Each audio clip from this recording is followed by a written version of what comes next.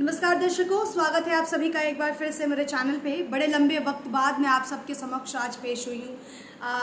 कुछ ऐसे कारण थे जिसकी वजह से मैं थोड़ा अपने चैनल से दूर चल रही थी, लेकिन अब कोशिश करूँगी कि आप लोगों के समक्ष हर दिन आऊँ और अपनी बात ज़रूर रखूँ। चलिए खैर बात करते हैं एक ऐसे मुद्दे की जिसकी चर्चा आज हर तरफ हो रही है।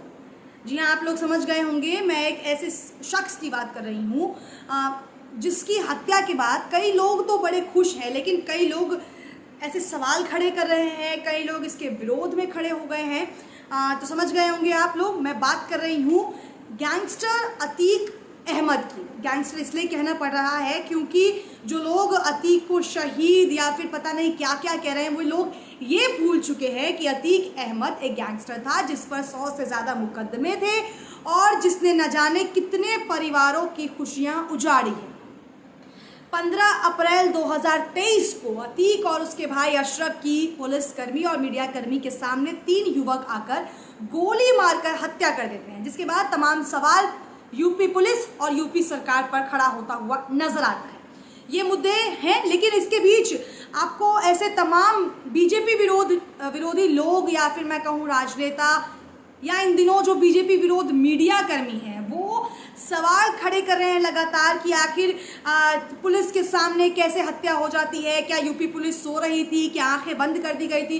क्या इसमें योगी सरकार का भी हाथ है, या फिर जानकर ये दिखाया गया, या ये मर्डर है, या फिर ये हत्या है? तमाम ऐसे सवाल आप लगातार सुन रहे हो, लेकिन मेरा सवाल बड़ा ही सरल और आसान शब्दों में है ये कि आखिर आज अतीक अहमद और उसके भाई के लिए इन लोगों के मन में एकदम से संवेदनाशील क्यों जग गई। ये वही अतीक है जिसने कितने बेगुनाह लोगों की जानें ली हैं। ये वही अतीक है जिसने साल 2004 में विधायक राजू पाल को सिर्फ इसलिए मार दिया क्योंकि उसी सीट से राजू पाल ने उसके भाई अशरफ को हराया था।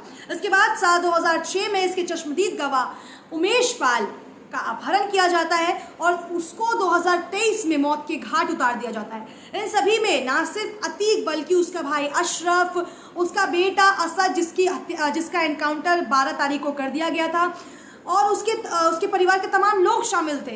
इतना ही नहीं, अतीक की पत्नी शाइस्ता परवीन जो इन दिनों फरार चल रही हैं, वो भी इस हत्याकांड में शामिल थी। आप इस पूरी तस्वीर को, इस पूरी प्रक्रिया को समझिए कि एक ऐसा परिवार जिसका हर एक सदस्य गलत काम में शामिल हो, हत्या में शामिल हो, जिस पर न जाने कितने मुकदमे दर्ज हो, आज उस परिवार के लिए हर किसी के मन में संवेदनाशील जग रही है। कई ऐसे लोग हैं जो सवाल ये खड़ा कर रहे हैं कि आखिर अतीक को क्यों मारा गया, उन 3 लोगों को किसने ये हक दिया, उन 3 लोगों के सर पर किस सरकार का हाथ है, किस राजनेता का हाथ है कि सरेआम पुलिस के सामने, मीडिया कर्मी के सामने 3 लड़के आते हैं और अतीक और अशरफ को मौत के घाट उतार देते हैं। लेकिन क्या इन लोगों ने ये सवाल किया कि जिस उमेश पाल को मार दिया जाता है, जिस उमेश पाल को सड़क पर सबके सामने मार दिया जाता है, उस पर क्यों नहीं सवाल खड़ा किया? क्या उस वक्त इन्हें ये याद नहीं आया कि यूपी में जो हुआ उमेश पाल के साथ, उसके बाद भी योगी सरकार और पुलिसकर्मी पर सवाल खड़ा करना चाहिए था? या हम यूँ कहें कि असद और अशरफ से इनकी संवेदनाएं जुड़ी हुई हैं, लेकिन जब बात उमेश पाल और राजू पाल की आ जाती है तो ये मुंह पर चुप्पी साध लेते हैं। आखिर क्यों हम ये कह रहे हैं कि असद को मार दिया गया, यूपी पुलिस इस पे क्या कर रही थी? तो सवाल आप उन लोगों से पूछिए जिन्होंने न जाने कितने घरों को उजाड़ा है। आज आप देख रहे होंगे कि असद को मुस्लिम कहकर लोग जो हैं वो पूरी तरीके से बांटने की कोशिश कर रहे हैं। अभी आपको याद ही होगा, 2-3 दिन पहले ही सीएम योगी आदित्यनाथ ने लंबी चौड़ी लिस्ट जारी की है उन माफियाओं की जिन पर कहा जा रहा है कि पूरी तरीके से जो है उन्हें संज्ञान में लिया जाएगा, उनके खिलाफ जो है एक्शन लेगी यूपी सरकार या फिर यूपी पुलिस। उसमें आपको मैं बता दूं कि आधे नाम जो हैं वो हिंदू लोगों के हैं। फिर कहते हैं कि मुस्लिम था इसलिए एनकाउंटर हुआ। तो विकास दुबे क्या था? क्या विकास दुबे भी मुस्लिम था? विकास दुबे भी हिंदू ही था। असदुद्दीन ओवैसी जो हर मुद्दों पर तो वैसे आपको चुप्पी साधते हुए नजर आएंगे, लेकिन जब भी उनको असद या फिर अशरफ या फिर दानिश या फिर ऐसे जो जहाँ पर मुस्लिम लोगों की हत्या होती है या फिर उन लोगों को मौत के घाट उतार दिया जाता है, उस वक्त इनका जो प्रेम है मुस्लिम लोगों के प्रति बहुत ज़्यादा जागता है। लेकिन उमेश पाल पर यही राजनेता चुप्पी साध कर बैठ जाते। तो क्या इसे डबल स्टैंडर्ड नहीं कहेंगे? दोहरा चरित्र तो इनका हर बार सामने आता रहा है।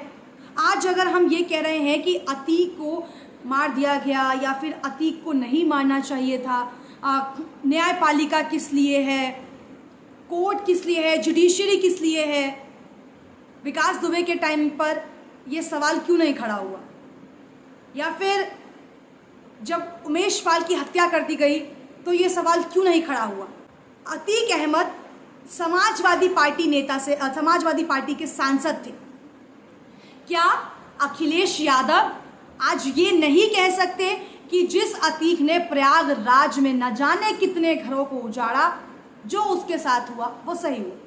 चलिए एक पल के लिए मान लेते हैं कि जिस तरीके से इन 3 युवकों ने उन दोनों को मारा वो वाकई गलत था। कहीं ना कहीं एक छवि जो है सरकार और पुलिस की वो बिगड़ रही है। लेकिन क्या जो ये सवाल उठा रहे हैं कि आज न्यायपालिका कहाँ है, आज क्यों योगी आदित्यनाथ चुप हैं, वो क्यों कुछ नहीं कह रहे हैं, तो बोलने का काम तो राजनीतिक विपक्षी पार्टी कर ही रही है।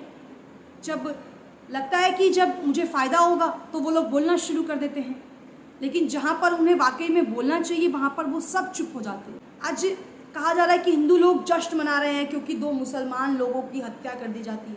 जी बिल्कुल ऐसा नहीं है। मैं खुद एक हिंदू पत्रकार हूँ और मैं इन सब चीज़ों से बहुत परे हूँ। मैं ये मानती हूँ कि अगर गुनहगार कोई भी है तो उसके खिलाफ हर किसी को आवाज़ उठाना चाहिए। आपको सोशल मीडिया पर तमाम ऐसे तस्वीरें दिख रही होंगी। मैंने कुछ समय पहले इंस्टाग्राम पर भी एक पोस्ट किया था जहाँ पर अतीक अहमद के लिए मुस्लिम समुदाय के लोग जो हैं वो कैंडल मार्च निकालते हैं। श्रद्धा के टाइम पर कहाँ थे ये लोग? या फिर बहुत सारे ऐसे कांड हुए, उमेश पाल पर इन्होंने क्यों नहीं अतीक के खिलाफ एक शब्द कहा?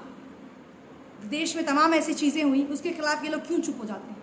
फिर आपको पता है ये सवाल खड़े करते हुए नजर आए कि हमारी देशभक्ति पर हमेशा सवाल खड़ा किया जाता है। तो सवाल इसीलिए खड़ा किया जाता है क्योंकि ये तस्वीरें जब सामने आती हैं तो लगता ये है कि इसी देश में रहकर ये ऐसे लोगों को सपोर्ट कर रहे हैं जिनके तार आतंकवाद से जुड़े हुए हैं। वीडियो में फिलहाल इतना ही।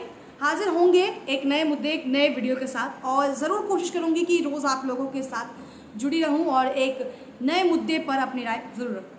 मेरे चैनल को सब्सक्राइब ज़रूर करें, लाइक करें, शेयर करें और मुझे दीजिए इजाज़त। धन्यवाद।